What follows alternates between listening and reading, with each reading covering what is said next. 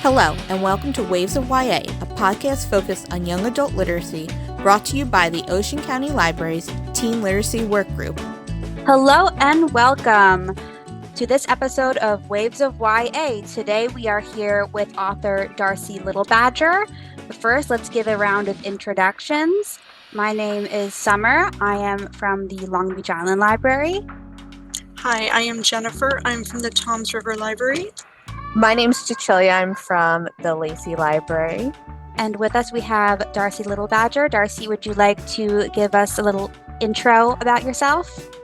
Thank you so much for inviting me on this podcast. I'm really excited to be here. And yeah, I'm Darcie Little Badger, and I write young adult fantasy, mystery, indigenous futurism type books. So I'm really into the genre fiction. I'm also an author of short stories and comics, and I have a PhD in oceanography. So I used to work as an oceanographer. That is super cool. You guys want to just get right into the questions? Sounds great. All right. I'll kick it off. So first, we just have some questions about writing. So for any writers listening, this might be interesting for you. Please, will you tell us about your first writing experience and what was it about? Oh, yeah. I was thinking about this question because I was, quote unquote, writing books before I actually knew how to write. When I was a baby, my parents would read me picture books. So I knew what books looked like, and I knew kind of what letters looked like, but I didn't really understand them. So I would just scribble on pieces of construction paper. And in my head, I was writing books. I just don't remember what they were about anymore. But my first novel I wrote when I was in first grade. At least that's when I began it. And it was a 40-page long mystery about a murdered garden called Circle Point. And I don't remember exactly what the plot was. Some guy had poisoned the neighborhood garden for various motivations. I should really read the book again because I still have a copy of it. But it was a great learning experience for me because it was also the first book that I edited with help from my father. He showed me how to make little corrections to improve the grammar and the spelling and everything that a 7-year-old might get wrong. Also, it was the first time I sent a book to a publisher to try to get it published. And there was a rejection, but that's also good because I learned then that rejection is just part of being an artist, being a writer. You're putting yourself out there, and you have to get through the rejections in order to get the success. So you've always been into mysteries, is what I'm hearing. Yes. Always had an interest. I love a lot of different types of genres, but I can definitely sit down and just read a mystery book by Agatha Christie. I think when I was growing up as a kid, I'd go to the sci-fi fantasy sections. I was big into really anything with an alien or a dragon on the cover. But also I like those locked room mysteries because especially when they're done well and they can surprise you, but you go back and realize, oh, they've set it up the whole time. That's such a great feeling. I also like Agatha Christie. Do you have a favorite detective of hers? Because I'm partial to Poirot. I like Poirot. I would say Poirot, Miss Marple, the classics. Do you have a routine that you follow when you write? Oh, yeah. So these days I'm a full-time writer. In 2020, I actually had to decide whether I wanted to do my science work or really pursue writing because I was finding it difficult to do both. So I went with this has always been my lifelong dream, and I'm very happy with it. So now I do have the freedom to kind of choose my own schedule. So right now, the way I do things is I'll wake up, usually I'll go to the gym, and then I'll go to a cafe nearby. So there's a couple of cafes that I visit, and they have really nice tables. And when the weather's nice, I like to sit outdoors, and I'll just write whatever project I'm doing or edit. There's been a lot of editing lately because I had to get my third book in. And for about 4 hours. Then I do things like emails and prepare for workshops, any sort of other authorly type business I got going on. But I have found that I cannot do 8 hours of writing a day. I tried that for a while, and it's just, I could sit down in front of a computer and put words to document, but they weren't good words. Like, so it's definitely my creativity tends to really be, I would say 4 hours is the maximum at any one time before I need a break. Wow. Do you prefer hard copy, like pen to paper, or do you like the computer, or do you do both? Yeah, that's a good question because I do both and tends to alternate for me. Really, my brain is sometimes in a mood for handwriting. So my office is just, I was about to grab a notebook and show you, but I'm like, this is a podcast. They can't see it. But yeah, my office is full of notebooks with just little pieces of writing and it's very disjointed because usually I'll alternate between handwriting things and typing them. So I do try to pretty quickly transfer what I handwrite into the computer so I don't lose it, because that is a risk of writing something in a journal that you can't back up in multiple places. That's right. Do you always leave the house with something on you, like pen and paper, just in case something sparks an idea? Oh yeah, a lot of times that's why I love to get small notebooks, like Yes. little ones that fit into purses or grocery bags pretty easily. Yeah, Because it does like help. And you never know when you have to wait somewhere and you have free time and you get an idea. very true. What inspires you to write? Oh boy. A lot of the things that I'm inspired by, I have to say, when I'm reading, even though I'm not necessarily wanting to write a story like whatever book I'm reading, it's just the process of reading another author's stories. It makes my imagination kind of run. So I would say good books often inspire me because I'll start thinking about really cool plots and characters. And that's why when I have writer's block, one recommendation for myself, this really works and it might work for other people, is just to take a step back and maybe go to the books that you really enjoy by authors that you love reading. It doesn't matter whether they're in the same genre of story that you're writing or the same age group, just the process of reading is so inspirational to me. I think probably growing up, reading and writing as a kid, when I was writing my first books, it's because I wanted to be like the writers I loved reading and create stories like they did. And so they're so tied together for me. And I think that's the case with a lot of authors.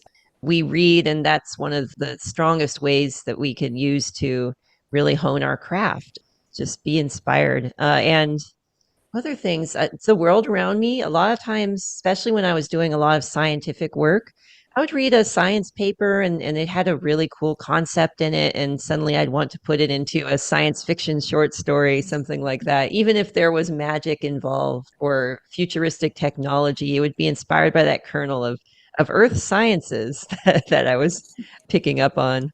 And yeah, just experiences. It's one thing about writing. It's like, you can't start too late.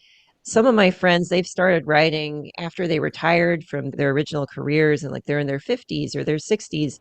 And a lot of times, just that life experience that you're building up can also be an inspiration. The places you visit, the people you meet, the jobs that you have. And so you take it from everywhere.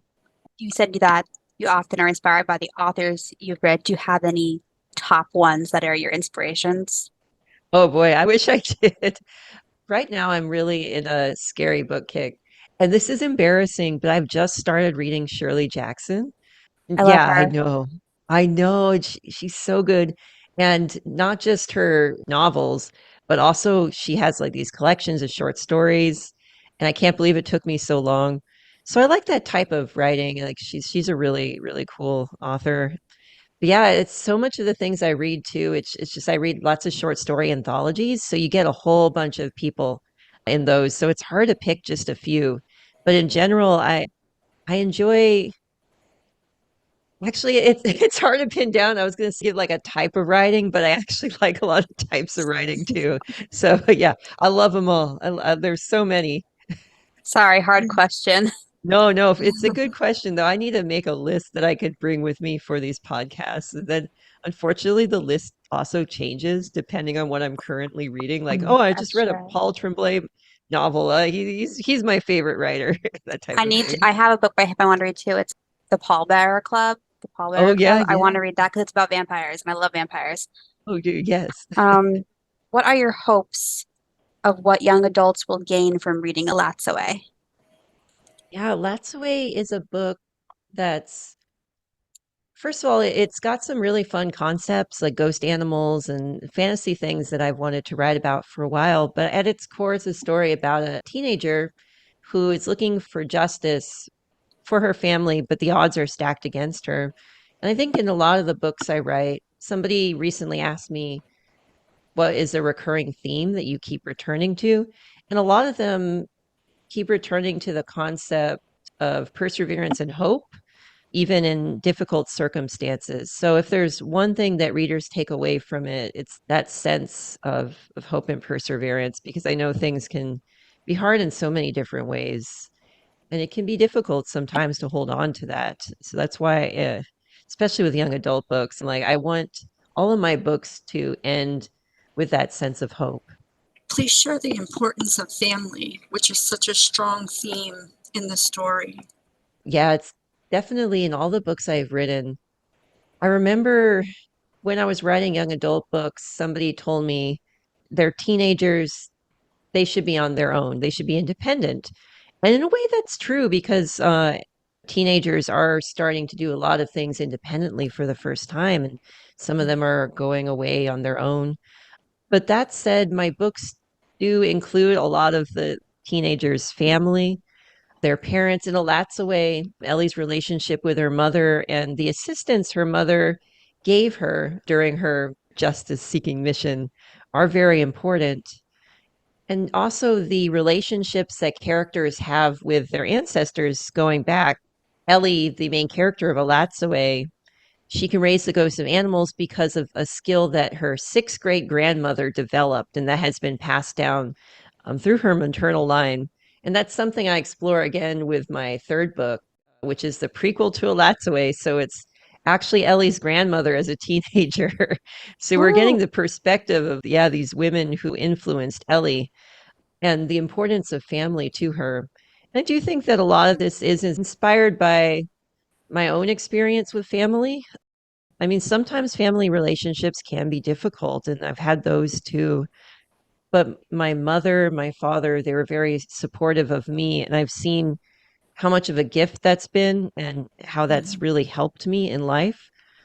And a lot of things I know, especially culturally, my mother's side of the family, I'm Lipon Apache, and a lot of these important elements of cultural knowledge and ceremony, I know them because my great grandmother, my great great grandmother, so my great grandma Agapita, my great great grandmother Lorenza, I would say their names, because they fought to pass down this knowledge. So it's a theme that's in my books. I think because it's very personal to me and because I want to reflect the importance of it. On one of our other podcasts, I think it was the mystery one, we were discussing how parents are kind of left on the sideline. But Yeah. I love, like, in Elatsoe, the parents are included as part of the mystery Yeah, and, like, as a Yes. support system too. I yeah, think that's really important to see. I forget where I heard this, but I think it was that's often done because all the adventures happen when your parents aren't there to protect you. Because your parents are there to Yes. protect you and make sure you don't get into situations of danger. But it was interesting to see Ellie's mom really builds her up, even though she's trying to keep her safe too. Like she's really building her up. And that's definitely a point of tension between them because her mother, throughout the book, you see that she's more cautious and she doesn't want Ellie to be getting into these situations. And then you learn at the end that there's a good reason for that because she does have experience with how dangerous potentially ghosts can be. And she wants to protect her daughter. And part of that is the mother letting go. So there is even an evolution of her character as well. I'm going to tie this next question in with the one about inspiration. What was your inspiration for Ellie's powers to summon ghost animals? And how did it evolve from the initial kernel to what it became in the book?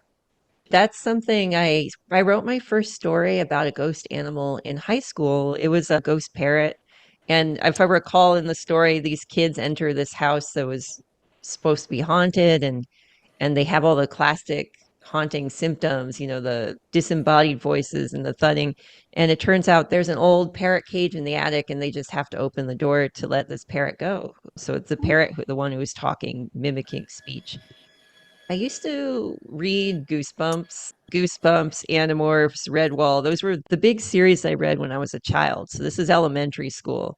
And that was when I was starting to write my first books. So a lot of these early ideas for ghost animals were just because, I was reading a lot of ghost stories, and I started to think, animals probably have, if there's ghosts, they'd have them. And what sort of supernatural powers would they do? And I was thinking of mosquitoes that were basically invisible and sucking blood, and so you'd see these little beads of blood floating through the air, and how creepy would that be? So Ellie, her ghost powers, that was a chance for me to really put all of these supernatural animal ideas. I say all of them, I didn't get them all. Like, I wanted to include ghost dinosaurs.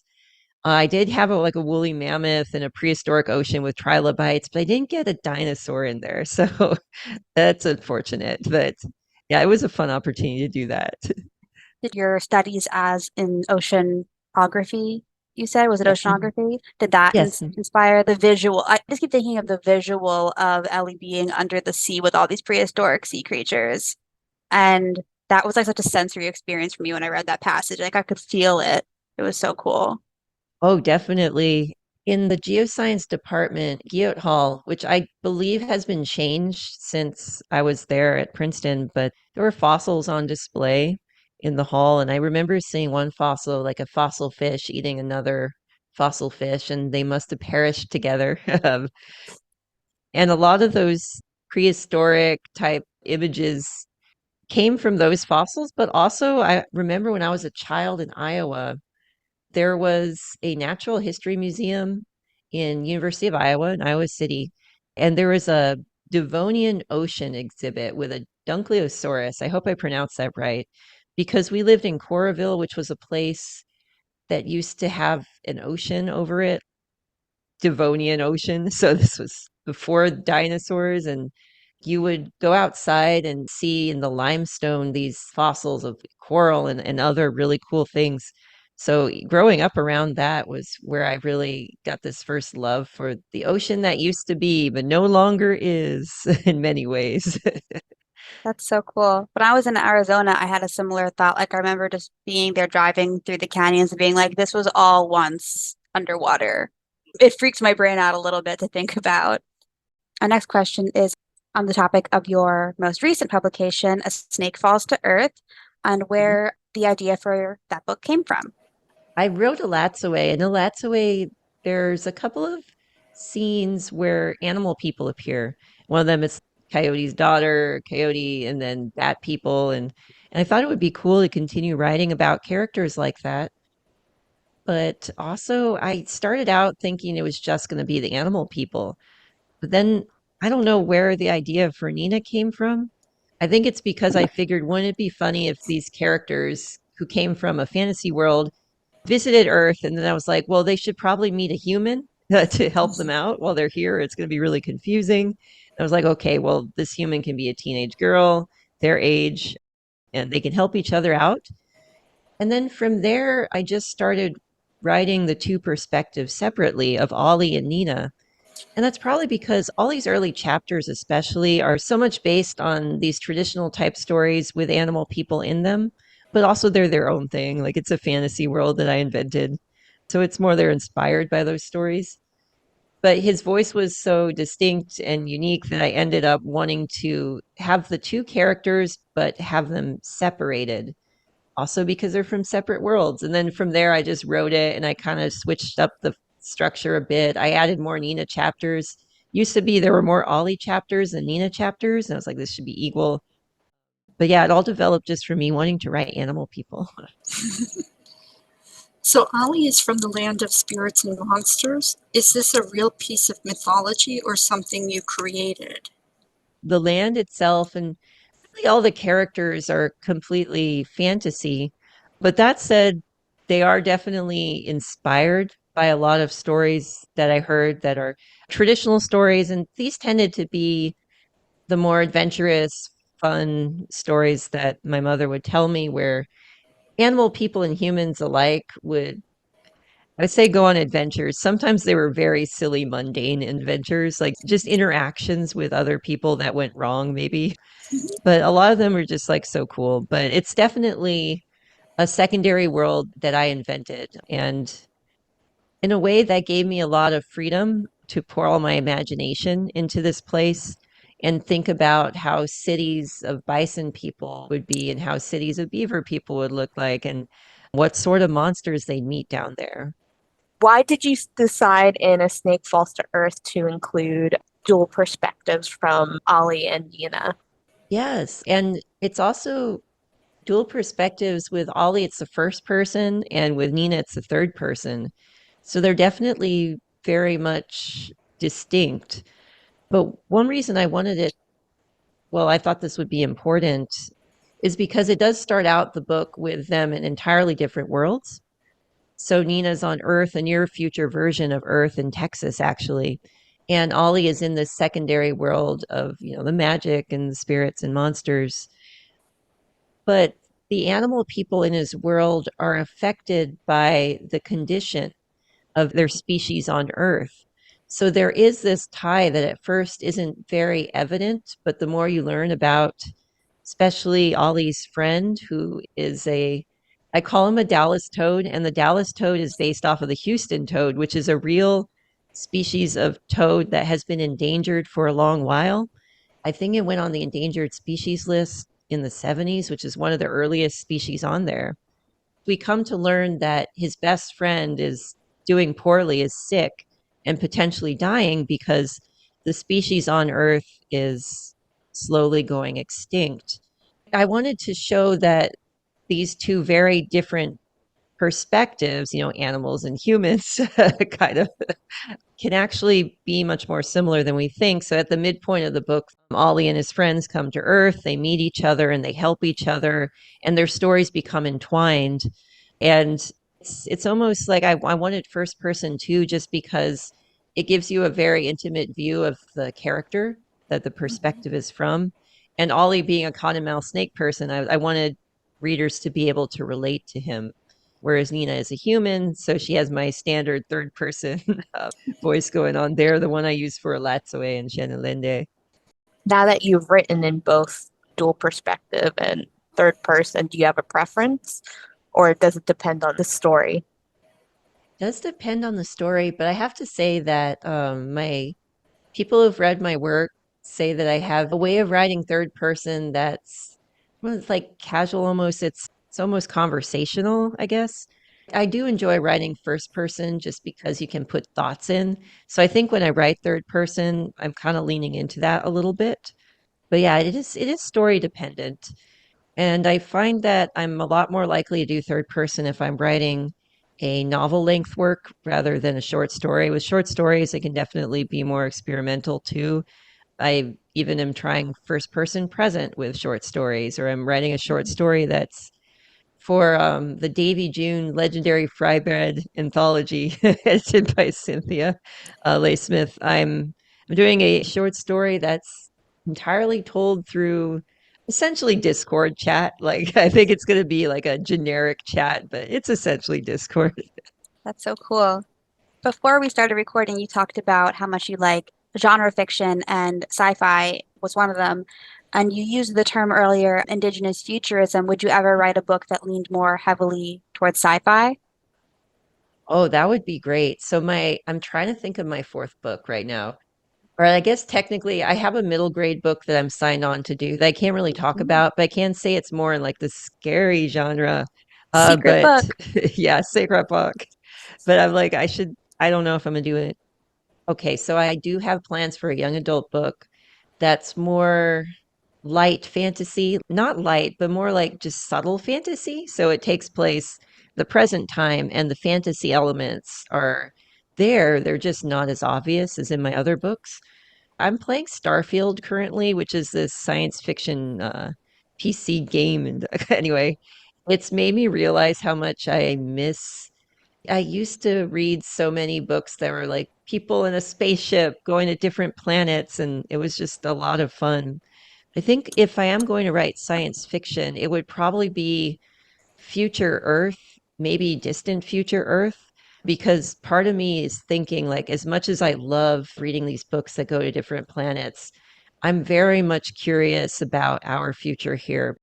I mean, Earth is our home. This is where we're going to be. So I'm like, what's it going to be like 500 years from now? What changes in society and technology and the Earth itself, the climate, the land, the animal species that we share it with? And all these questions are really interesting to get into. So it would be nice to someday just go, let's just write a science fiction book about this place in 500 or 1,000 years. Of course, it takes a lot of thought because I'm like, oh, I couldn't have predicted half of the things that have happened in the last 10 years when I was a kid. So it can be difficult sometimes. That's true. We kind of tied that into our question about future projects, and you already talked about your third book, which is very exciting to hear about. Thank you. So Sheine Lende goes into the story of Ellie's grandmother when she was a teenager. So this is Texas in the 1970s. And she is also investigating a mystery, but it's a different type of mystery. This time, instead of murder, it starts out with missing kids. And her mother does search and rescue type stuff with her ghost dog, who's a bloodhound. And her mother, in looking for these young people, one is a child, the other is a teenager of 16. Actually, her mom goes missing. So, really, it's Ellie's grandmother, whose name's Sheine. She's trying to find her mother and also trying to figure out where this kid went and what's going on with these disappearances. And it ends up taking her to a very strange place that I won't give away, but Yeah. so it's definitely in the fantasy mystery vein. Do we know when that book is going to be coming out? Yes, so it's spring 2024. I don't have an exact date with me right now, but I know it's coming out early 2024. Cool. So you were talking about inspirations from your favorite authors, favorite books. Do you have any favorite authors or titles that you read recently, or you keep going back to? Any favorite genres? Oh man, I'm just gonna like turn around in my chair and look Yeah. at my bookshelf over here. Feel free to do that. I just got the book Silver Nitrate by Sylvia Moreno Garcia, which just starting, so I can't say anything about the book yet because I don't know. But I really love Sylvia's writing, and that's one that I just got that I'm excited to read. I picked it up actually. I did San Diego Comic-Con and I was looking for a copy. They were all sold out there. The bookstores at San Diego Comic-Con were sold out of Silver Nitrate. So while I was leaving the convention, it's a Barnes and Noble in an old movie theater. It's a very interesting place. It's down there in San Diego. So they had me come over to sign my books. I was like, "Do you have a copy of Silver Nitrate?" And they were like, "Yeah, we do." So I got it from there. So I'm gonna be reading that. But I love that type of writing. That's on my TBR list too. I don't know what it is, but I enjoy scary books that are about movies in some way, like Hollywood or making movies, or what was like experimental film, I think is the name by Files. I hope I pronounced her name correctly. But that's another one that it deals with movies and something very creepy about that. I was also wondering if there are any books by Indigenous authors that you could recommend to our listeners who might be interested in Yeah. diversifying their reading. So if you like scary things, this is not because I'm in it. Never Whistle at Night just came out, and it's an anthology of scary short stories by Indigenous authors. I'm taping this podcast around the Halloween season. I don't know if that's when it's going to come out, but it's never too late to read scary stories. True. That's a good one too, because I think it introduces people to a lot of not just established writers, but they did an open call to get new writers as well. Yeah, let's see. What other I'm turning around and looking at my bookshelf. Oh, right. So another group of scary short stories. Like all of these are scary. These include Indigenous writers, but also BIPOC writers. So just very different writers. And it's called Death in the Mouth. And I believe they just funded the second collection of those stories. And what I love about those is like every story is illustrated. So Cool. they bring in a lot of really cool illustrators too. And let's see anything else for young adults, middle grade, kidlit people. I definitely say to check out the Heart Drum imprint. I believe Cynthia Leigh Smith is the one who's like in charge of that imprint. Correct me if I'm wrong. I might be wrong. I'm 90% sure. But the books that they publish are by native writers, and they cover a wide range of ages too. So you have picture books, you have early reader chapter books, and then you have all the way up to young adult teenagers. So yeah, that's definitely a good imprint to look at. Awesome. Good to know. Is there anything else you'd like to say before we wrap up? Well, let's see. I guess I'll give a final plug for my third book, which is coming out. And I just want to say that you don't have to read Elatsoe to read this one. I try to write it so that it can be a standalone as well. So if people pick that up for the first time and then want to read Elatsoe or vice versa, or just read one, it's totally good. So that's Sheine Lende. It means sunflower. And yeah, it's coming early 2024. Check out my socials for more information. I'm on Blue Sky and Instagram now, but I'm finally getting an official author website being made. So I got that coming. I'm excited to have a place that's not an expired WordPress blog. Like I haven't updated my blog in so long, or my bibliography. So I'm finally going to get a website. And yeah, thank you so much for having me on this podcast. It was a really fun conversation. Thank you so for much, joining Darcie. us. Thank you. I wrote down authorly type business as a potential name for Yes, the episode. authorly type That is business. awesome. We were so happy to have you. It was very exciting. Yes. Thank you. Thanks for joining us today. Be sure to check out the Ocean County Library's website for more podcasts and events. All titles mentioned in today's episode can be found through the Ocean County Library, free with your library card. Until next time, happy reading.